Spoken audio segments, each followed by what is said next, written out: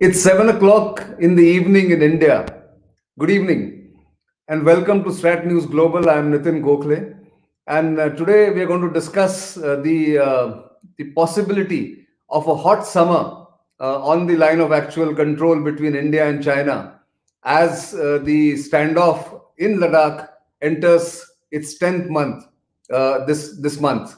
And with me is our old friend and a guest and a China specialist, Jayadeva Ranade, who is going to not only give us his assessment of what the summer is going to look like, but also take questions, which I hope a lot of our viewers will have about what's happening around the border and also the relationship between India and China. But first, let's take a look at what External Affairs Minister S Jaishankar said during one of the speeches today to the Institute of China Studies in New Delhi. Of course, he was speaking virtually, I'm guessing.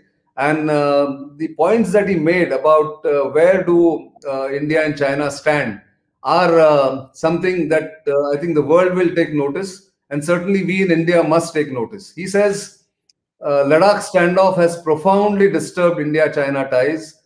Ladakh standoff showed China's willingness to breach the long-standing peace and the border peace. No credible explanation, he says, which is quite an admission, yet on why China massed troops on the LAC. And he reminds the world that it's been a painstaking effort in rebuilding ties after the 1962 war. He reminded the world and the audience that he was speaking to that it took 14 years for India to post its ambassador to China after the 1962 war. And of course, the last line that he puts out is something that will determine the trajectory of the India-China relations going forward. He says LAC must be respected. Any attempt to unilaterally change status quo, unacceptable, of course. And he's saying India-China relations are at a crossroad. Choices made by both India and China will determine the future of Asia, if not the world, is what External Affairs Minister S Jaishankar said today, which I think is as clear as it can get about what the government of India thinks about the standoff and the current status of relationship with China. But looking ahead, what looks like likely to happen in the coming months, especially in the summer months, is something that I'm going to talk about with Mr. Ranade. Welcome, Jayadev, to this program. After a long time, we are together on this program. What's your assessment? I think you've put that out in print in one of your articles very recently, if not, I think less than a week ago. If you can give us a slight overview of what is your assessment going forward will happen along the India-China border. Good evening, Nitin. Pleasure to be here as always. And I'll try and handle your questions, which normally are very penetrating, but still, as you said, what is likely to happen this summer? I think there are two things that are happening at the same time. First is that the Chinese have made it clear as to how they view India-China relationship. And that outlook, I'm afraid, is a bit pessimistic. There was a very interesting article written recently by the head of South Asia Affairs in the Chinese Institutes of Contemporary International Relations, which is a think tank directly under the Ministry of State Security, which is China's external intelligence agency. And he has basically said, and let me quote here because I don't want to get the sentence wrong. He has said that India and China were doomed to have a serious collision of interests or even military conflict from the very beginning of their independence and since establishing frontier and regional order. That's, I think, a pessimistic outlook for the shape of things to come. Right. Alluded to slightly, I noticed in Foreign Minister Jaishankar's speech also today, which you showed on screen. The other thing is that in addition to what he has said, he has also spelled out, in addition to this, it's a long article, by the way. It's a 33-page article. So it's really putting it out there for all of us to study and understand how the Chinese look at us. Yes. But what he has said is that there will be confrontations along the border. There will be clashes, and these will continue till such time as the troops on both sides find their red lines, and then that will become a sort of a line of control, or what we say, a defined line of control. He also talks about this summer and summers to come, seeing a number of such clashes. So it's a pessimistic outlook, as I said. There were a couple of other items also which spoke about particularly this summer, and they urged the People's Liberation Army to bring in more mechanized divisions before the start of spring, because they anticipate, of course, as they said it, the Indian Army to start creating trouble after that. So by April, May, they're prepared for conflicts in various places. So that is the position as far as the Chinese are saying. My own hunch is that we need to be prepared for hot summer, hot in military terms also. And Yes. I think the Chinese are looking to see where they can find some weak spots, where they can try something, not necessarily only in Ladakh. So the next question I have is, of course, the summer months or the spring-summer months come post-April. Having done what they have done in Ladakh, and of course forced India to have deployment mirroring their deployment, will the next flashpoint be in the eastern sector, especially in Arunachal Pradesh, where India does seem to have some weaknesses in terms of infrastructure, in terms of reaching the LAC, in terms of deployment?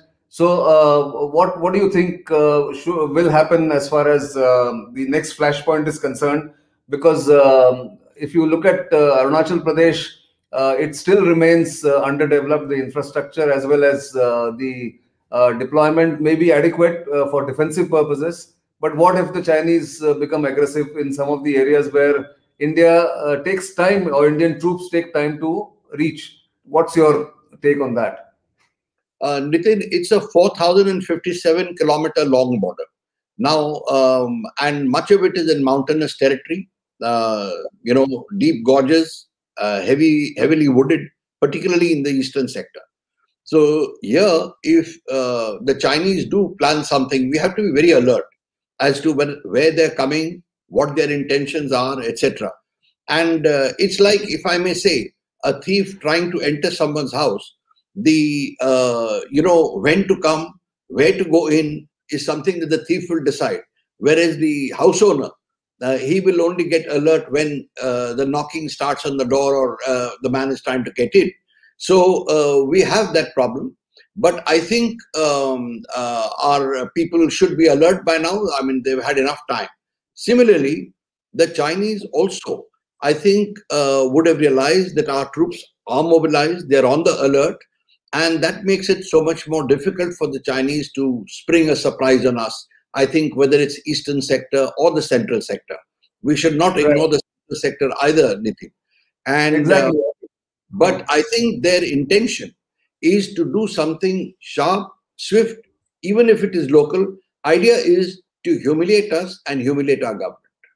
That's right. I think that even the government and the military would have factored in their planning for the future, for at least the near future, certainly. And given the kind of wisdom that people like you provide in your writings, in your assessments, I'm sure even that has been taken on board. But there is another question that comes to mind, especially because of the change of administration in the United States.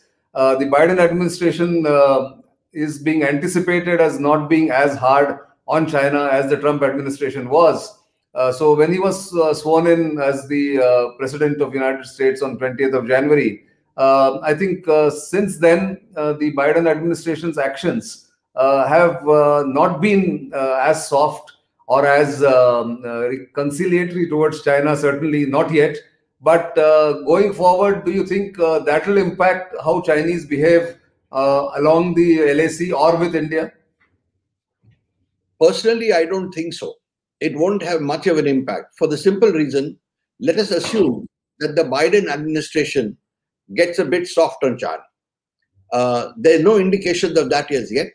On Taiwan, they've said they're going to follow through on Trump's policy. On South China Sea, they've said they'll continue to follow through on Trump's policy.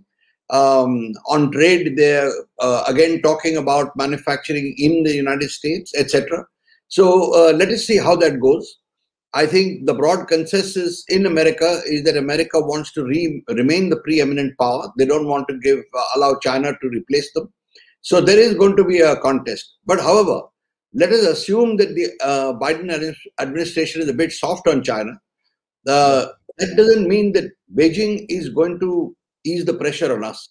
I think what Beijing will do is utilize that opportunity to establish itself in this area, which is what its original intent is, to be the dominant power in what we call the Indo-Pacific and what China calls Asia. So that objective, I think, will not change. So we should not expect any lessening of pressure there. If the Biden administration becomes more tough, then of course China will feel the squeeze, and we can maybe look at that for some possibilities. Yes, in fact, I completely agree with you that even if let's assume that the Biden administration is softer than the Trump administration towards China, I think that will only embolden China to do more aggression against India, perhaps. And I think there was this question by one of our viewers, Rishikiran Devjoti, who's asked the same question. What will be Biden administration's attitude towards India in context with Chinese aggression in Himalayas? Now, that's something that we still don't know. I think NSA Ajit Doval and Raksha Mantri, Defense Minister Rajnath Singh have had a telephonic conversation with their counterparts just yesterday. Would you think that much change will occur in the Biden administration's attitude towards India?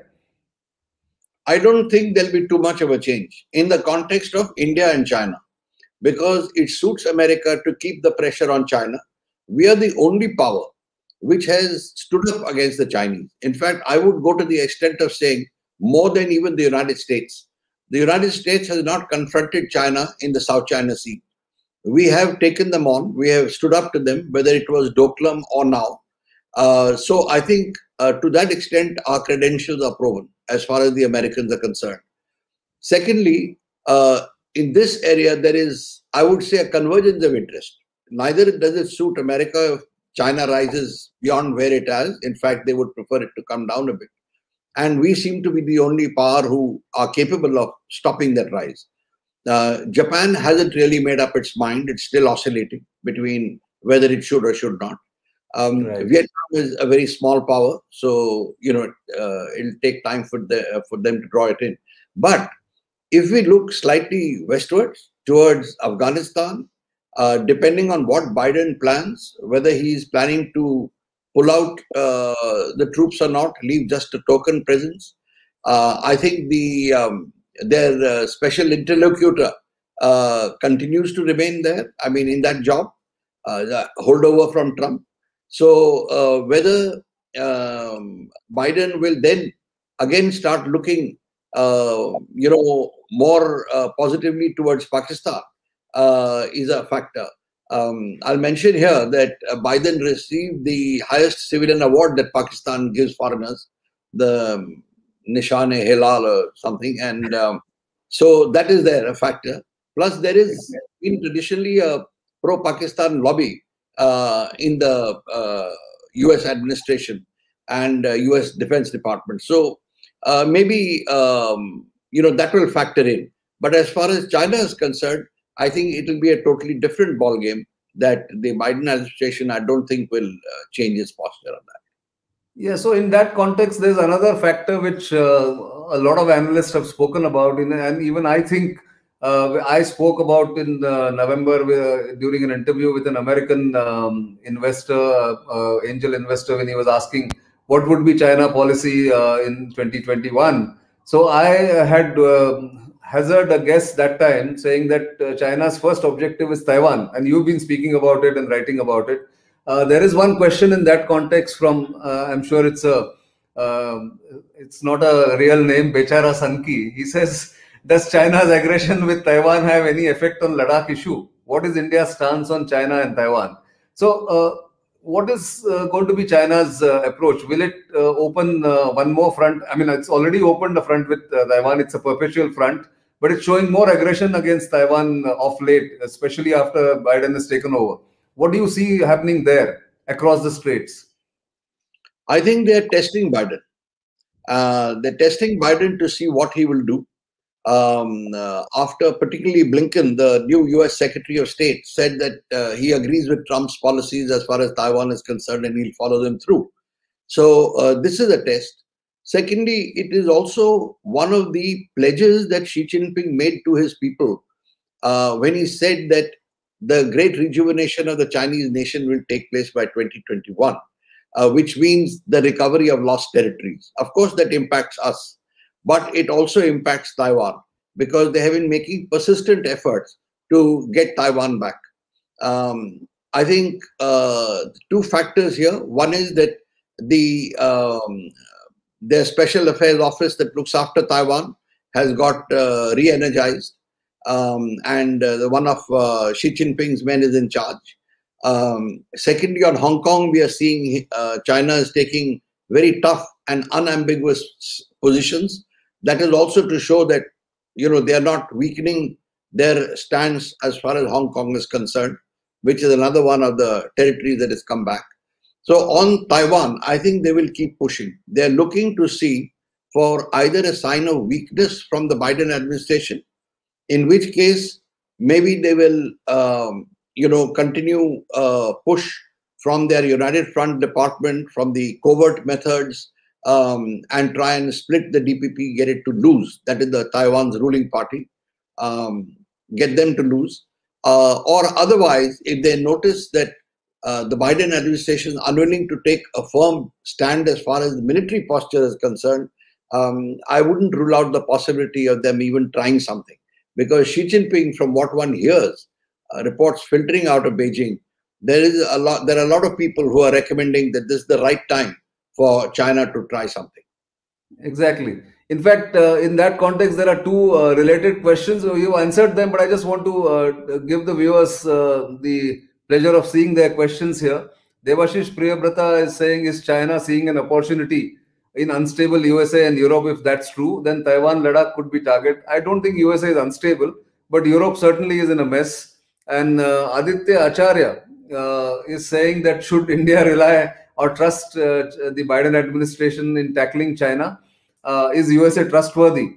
I think we have spoken about this, we have discussed this before, but it's worth repeating, I think, that India will have to ultimately fight its own battle when it comes to tackling China.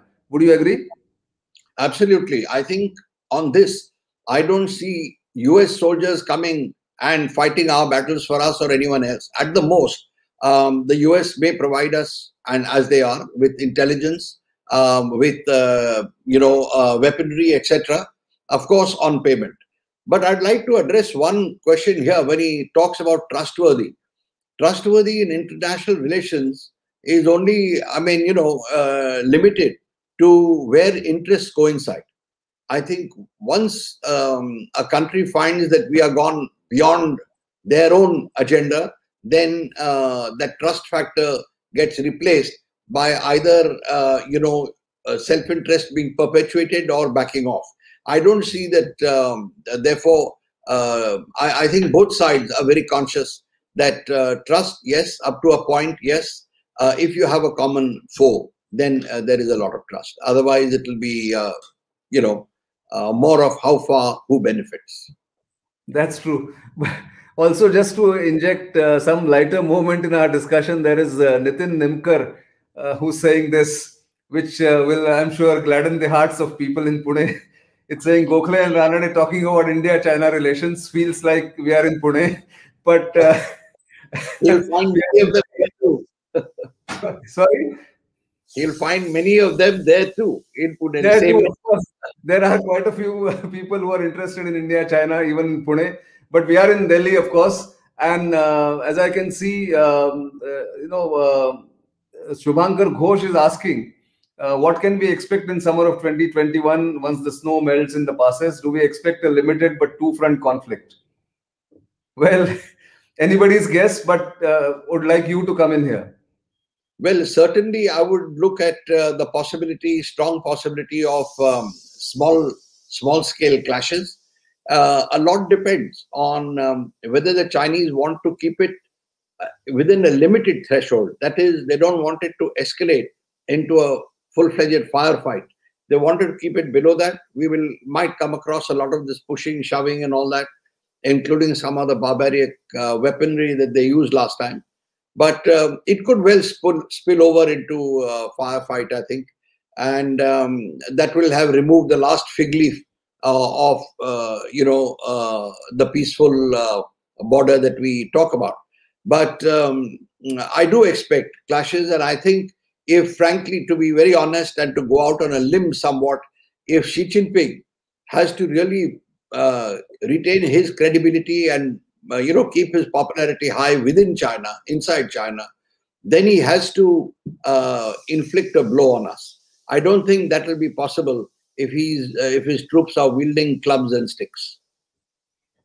That, of course, is there, but there is also this view, and which some stray reports are filtering out from Ladakh, the standoff, that there is a lot of, I won't call it unrest, but murmuring about the prolonged deployment. Some of their support services and support staff, as well as the rocket forces personnel of the Chinese, have never been on such prolonged deployment at such high altitudes, and they are facing the heat in a way because the altitude is unforgiving. The clashes that started. This is, of course, is supposed to be in Sikkim last May, in May 2020, and of course we also heard that Nakula, there was a minor clash again on 20th of January this year. So with this kind of a eyeball to eyeball deployment there, there's all the chances of this escalating out of control or going out of control.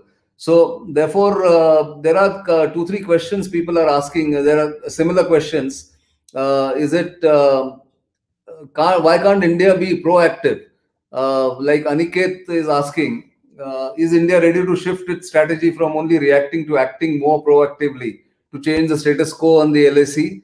And there is Deldan Namgel, who's saying, how should India deal with China and Pakistan in a two-front war in the context of Ladakh sector?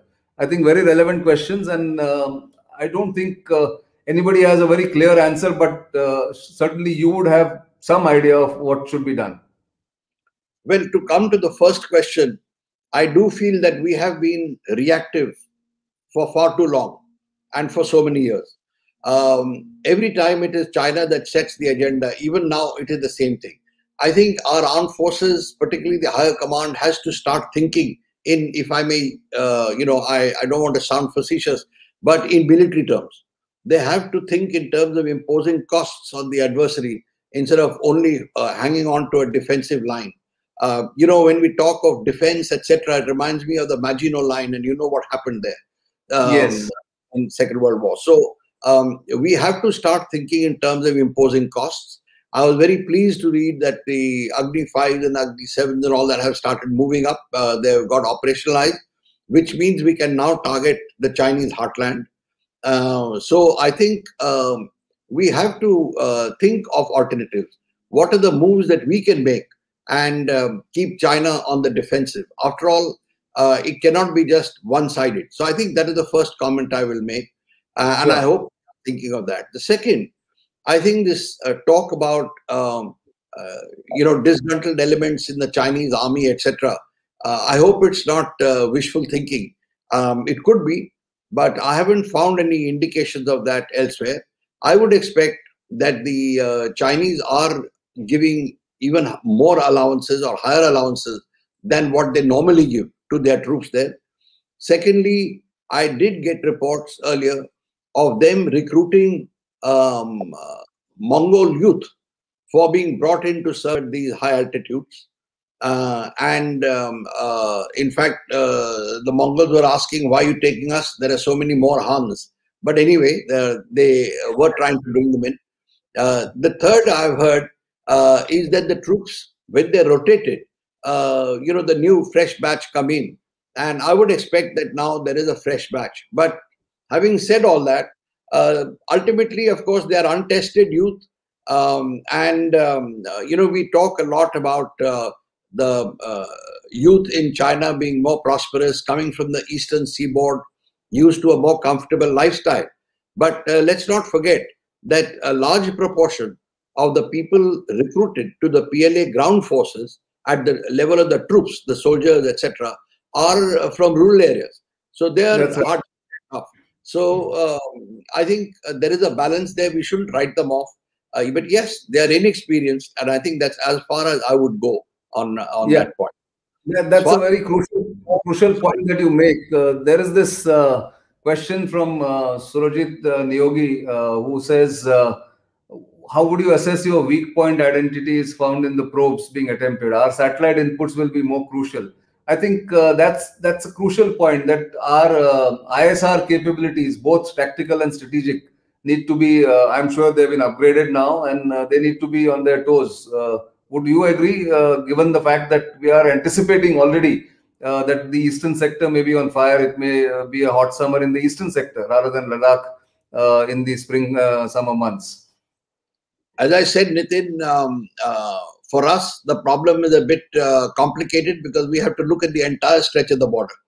It could be eastern. We've also, as you said rightly, a few days ago, there was a skirmish at Nakula, of course, pushing and shoving, but still, which is northern Sikkim. So that sector is also something that we should treat as, which could become live. Similarly, you have a little spot around Himachal and then further west into Ladakh. So the whole sector is up. But yes, our ISR capability, our satellites are the most crucial in all this to detect the Chinese buildup and their movements. I think that is the most important. The second is, I would say, our analysts. They have to be on the ball. They have to know the area. They have to anticipate what the Chinese could be doing and be one step ahead. We cannot afford to feel that this is a normal maneuver or it's something routine. We have to look at everything as directed at us. And the third point I would make is that we have to be very quick in our communications, from the formations to the headquarters. And here is something that I would like to bring out. Within the headquarters itself, the communications, I'm afraid, are not as fast as they must be. So the quick communication, also coordination between various agencies, anticipating Chinese threats, not just in Arunachal Pradesh, but across the entire LAC or the border. But the central sector, the boundary, in fact, the central sector remains one of the weak spots, but hopefully things have improved there. And I think the planners would have taken care of the fact that even if we can anticipate, even they would have anticipated that. But that brings me to a question posed by another viewer, Abhay Joshi, who takes us to the maritime domain and asks, what about preparedness as far as Navy is concerned? Well, the Navy, I know there has been a lot of talk about the Navy, but I don't think it directly comes into this. People are talking about the Navy being deployed, but that is, I think, once the situation gets really out of hand on the land border, which I don't see it happening right now. But I think our Navy at the moment, presently, is quite capable. It will be in another few years that we will have a problem, because the speed with which the Chinese are building ships and warships is, I would say, it's really very, very rapid. I mean, you can imagine the fact that they're building, I think, a frigate or a couple of frigates every month. There's a new one coming out. And now they started work on the third aircraft carrier. They're planning the fourth. So they're moving very fast. And by 2030, 2035, they plan to have over, 350 warships with the PLA Navy, and all capable of going far. They're exploring the Arctic route, the Baltics, the Mediterranean. They're captains. So every captain of a ship in the PLA Navy, in the People's Liberation Army Navy, has done a tour of the Indian Ocean. He's familiarized himself with it. So, they are building up their capacity. They're building ports around the world. At least 6 have been earmarked by them as potential bases or logistic points. So they are equipping themselves. But I think if we accelerate, and I underline that, if we accelerate our development of Andamans as a potent forward base for the Navy, for the Air Force, etc., I think it'll be a big deterrent for the Chinese, because it is very ideally located. The second we must look at is Lakshadweep in the west. Western seaboard. About that, but we need the God-given redoubts that we have. We must build them. Sure. So I'll just take one more comment, come question, and wind up. So in effect, what we've come to a conclusion, if I can, is that it's not going to be easy. There are no easy solutions. The military stalemate is on for the last 9 to 10 months now. And the Chinese have no intention of going back, despite 9 rounds of talks between the commanders in Ladakh. And we haven't seen any further progress, despite those 9 rounds of talks between the military commanders. So somebody is asking, and because you've been an intelligence officer, one of the questions has been, do we have credible human capability in Tibet, and can we anticipate the Chinese moves coming from Tibet, is what Rishikiran Devjyoti is asking. I would leave you to answer that and then sum up as we end the program soon. Well, obviously, I do not know whether we have credible human capabilities in Tibet or not. Even if I did, I don't think I'd respond to that part of it. But as far as what the Chinese are planning to do in Tibet and how what they would do vis-a-vis us, I think again we were talking about satellites, etc. I think that is what we need to really watch out for, and particularly our analysts. As I personally still cannot figure out. Yes, I can in a way, but how, when the Chinese had gone on a military exercise, they were able to come and then occupy features here in May. How come we didn't anticipate it and deter it? So those are, of course, questions that will come up at some point in time, but these things should not recur. Sure. At the moment, I think the focus is on trying to anticipate what will happen in the summer months, and maybe even post-summer in the next winter. Is there a Chinese plan to tie large number of Indian forces along the land border for, say, 2 winters, which would mean a lot of expenses, a lot of wear and tear, a lot of fatigue amongst the troops? All those questions are, of course, in everybody's mind. But we can have one more discussion some other time. But for the moment, I must thank all our viewers and thank Jayadeva Ranade for once again giving us such an insightful peep into what the Chinese thinking could be. The way forward, again, is foggy. But the fact is, the Chinese aggression hasn't diminished one bit. And therefore, India has to be prepared on all fronts to confront the Chinese. Be it in Arunachal Pradesh, Sikkim, Uttarakhand, or Ladakh. And of course, keep a very close watch in the maritime domain going forward. Thank you very much. Keep watching StratNews Global, and of course, keep liking us on our social media platforms. Do subscribe to our YouTube channel. And if you like our work, do support us financially. The link is all in our YouTube descriptors. And of course, we'll keep coming back to you with live programming as well as some reporting from the ground as and when the opportunity arises. Till the next time, it's thank you and goodbye. Thank you.